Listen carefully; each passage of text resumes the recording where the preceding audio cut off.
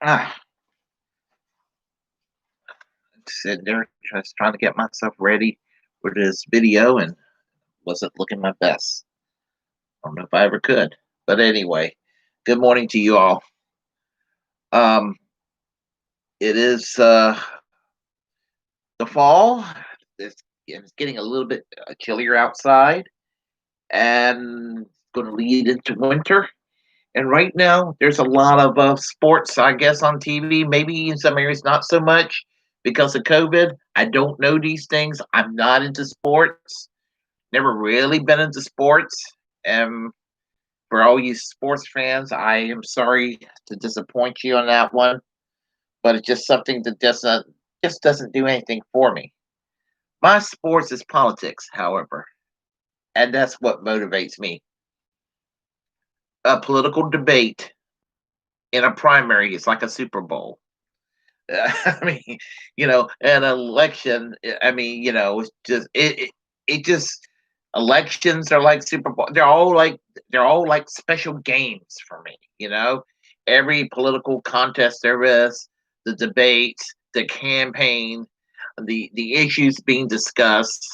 The only time I get really, really like legitimately upset is when the politicians do everything they can to avoid talking about the most important issues that needs to be talked about.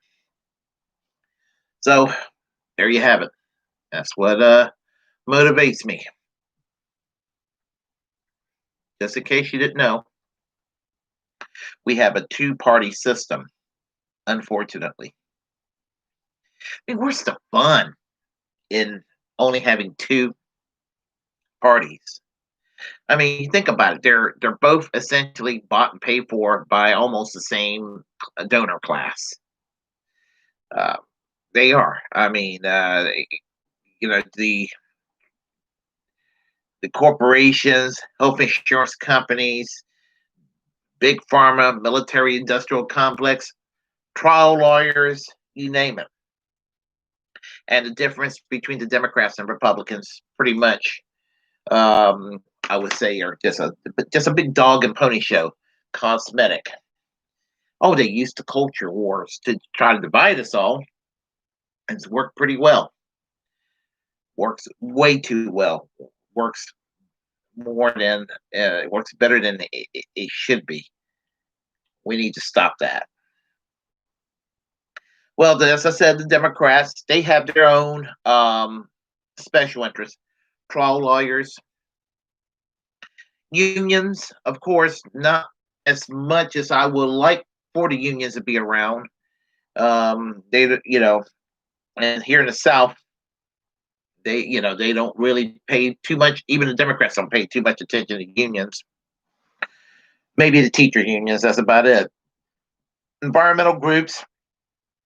Democrats seems to give them a bit of aggressive lip service. Let's see, women rights, reproductive right groups, civil rights groups. Uh, yeah, that would define the Democrats pretty much. With the Republicans, again, just like the Democrats, they got trial lawyers. Um, when it comes to the unions, they're fundamentally anti-union. So that's going to be the people motivating the Republicans. You also got the gun lobby, and you got the Christian right, various organizations of religious busybodies, and that kind of pretty much define the two party system. And remember, the corporate donor class pretty much controls both parties. I mean, yeah, I mean, they all have an agenda. When it comes to the media, I mean, the Democrats have CNN and MSNBC to have their back with a little bit of help from social media. With the Republicans, they got Fox and One American Network to have their back, plus assistance from talk radio. Now, I would argue that talk radio in the 1990s, all the way to maybe about a decade ago, pretty much dominated the center of political discussion, and the Overton window we usually tilt it rightward because of what the talk radio has been able to achieve all these years. Social media came along. Yeah, I would say for a brief while it was the blogs, but now it's pretty much YouTube and Facebook and Google and all of that has kind of pushed the Overton window to a point where it's not leaning leftward, but the left wing people in social media has kind of given the talk radio people a run for their money, and that's a good thing, a very good thing. Anyway, with the 2016 and 2020 presidential race, very contentious, and there's been a shift in things going on in the political system with regard to the presidential race. In 2016 and 2020, Bernie Sanders was pretty much a significant factor in the Democratic primaries. They cheated him twice too. Donald Trump came into the scene on the Republican side. Essentially, my conspiracy theory that the Clintons, who were which were buddy buddy with Donald Trump, encouraged Trump to go into the Republican primaries to disrupt the Republican Party. But I think that somewhere along the way, Trump's like, I could become president. And he's like, I don't need the Clintons. So he went and kind of stabbed the Clintons in the back a little bit. And voila, here you go. Well, the Sanders people, and I don't want to act like the Sanders people are the counterpart of the Trump people, although there are some overlaps as far as being an outsider force. I guess that's where the similarity is. If Trump wasn't playing so much the right wing culture warrior, um, I would be more uh, receptive to the idea of calling both Sanders and Trump the counterparts of each other. But because of Trump engaging in ugly cultural divisive politics from the right wing, just to appease them, I don't want to equate it, because what the Sanders message has to offer is positive, and nothing's positive about the QAnon political movement that's kind of taken over. It's like they just get crazier and crazier on the Republican side. Um, but what's happened is that we now have a civil war in each party, and everybody knows that the civil war is between the Bernie Sanders AOC faction versus the Hillary Clinton Joe Biden faction of the party. And within the Republican Party these days, with the election being lost for Donald Trump, um, the Republican Party's got some soul searching to do right now, and it's more over style than substance, because really Trump claimed to be a populist, but he governed as an establishment Republican, totally placating toward the corporations when it comes to the economy. Look at look what happened with Stephen Mnuchin. Open up the Treasury, telling the corporate America, "Come on in, we got trillions of dollars to give to you." And with just only a stimulus check of $1,200 for most people in this country, and uh, and there's not. I'm afraid that there's not going to be any economic relief for any UBI, what have you. The Congress is way too divided between the Democrats and Republicans in the U.S. House and in the U.S. Senate. Asshole Mitch McConnell ain't going to do anything that's going to help the average American, because he's just a fundamentally shitty person. But anyway, the Republican Party is going to be fighting between the Trump faction and the mainstream or normie faction, or I would say the establishment faction. And if this fight keeps taking place between internally within the two party system, it would stand to reason that the consequences is you could potentially see a fracture to that's going to result into six different parties. Now, I'm saying this, and 5 years or 10 years from now, Democrats and Republicans will still keep on fighting as they normally do. But, but let's just for an instant think what happens. Let's say that there is a movement that's successful to get rid of the electoral college. Well, you get rid of the electoral college, you're going to have factions within each party going to be like, well, there's no reason for me to stay here with this faction who are assholes. I don't like being with these people. I'm going to go on my own. I don't have to worry about no electoral college.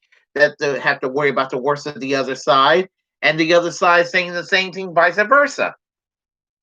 So, what happens when the Democrats split? If there is a split, and if there's a split within the Democrats, I foresee it going three ways. With the name Democrat being gone, I could see the term progressive is kind of losing its meaning these days. When people say, it used to be 20 years ago. I mean, when I heard progressive, it used to mean Bernie Sanders, and now it's gotten to the point where Kamala Harris is considered progressive. Really? So, in other words, it's kind of turning into the term libertarian within the Republican Party on the right wing side. You have conservatives who are kind of embarrassed by the nutcases that goes around, and they want to look open minded, and they are well meaning, and so they became libertarians. So libertarians is kind of losing its meaning too on the Republican side. So the Democrats, I think within the Democrats, the centrists will probably adopt the name Progressive Party. The pro ecology people, the people who are motivated by the ecology more than anything else, will just jump ship and go into the Green Party. The AFL-CIO and the socialist movement, the viable socialist movement that exists, that works kind of with the mainstream to their chagrin, would work toward building a labor party.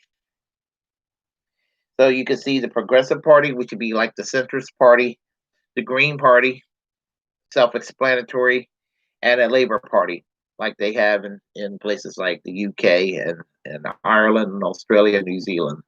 Um, you know me, I would probably, there's no probably, I would so go with that grouping, that faction that would become the Labor Party in the United States. On the Republican side, tossing the name Republican away, why not call it, create a conservative party, create become American Tories, and that would be the Mitt Romneys, that would be the people like Mitt Romneys, and people like, I don't know, I'm trying to think another normal middle of the road Republicans around, just someone of that type. Carly Farina, Susan Collins, people like that would form the Conservative Party. The extreme nutcases like like QAnon Karen down in Georgia. What's her name? What's the bitch's name? Good Lord, Marjorie Taylor Greene. People like Sarah Palin, Michelle Bachmann. They'll go into the Constitution Party. And then you had your Rand Paul types that would go into the Libertarian Party. So there you have it. I mean, theoretically, I mean, I just don't see how each party can tolerate the factions within the party that they despise. So I really could see fractured into as many six political parties from the two-party system. And maybe I'm just talking out of my ass. I don't know. I'm just something I just thought about, and I decided to share with you all. So tell me what you think. You think that that there's something to what I just said, or am I just being full of shit this morning? Anyway, if you like what you heard, press like and comment. If you were bothered and offended by it, well, comment anyway. Um, Feel free to share the content on this channel. As a First Amendment absolutist, it's my duty to inform you that if you're passionate about something, you have a platform. Utilize it. If you're passionate about something, don't have a platform. Create such a platform. Utilize it because we're the muckrakers of our time. And most importantly, please hit that subscribe button. Please hit that subscribe button. I am American Social Democracy. And until next time, peace and Bernie Sanders for president in the year 2024.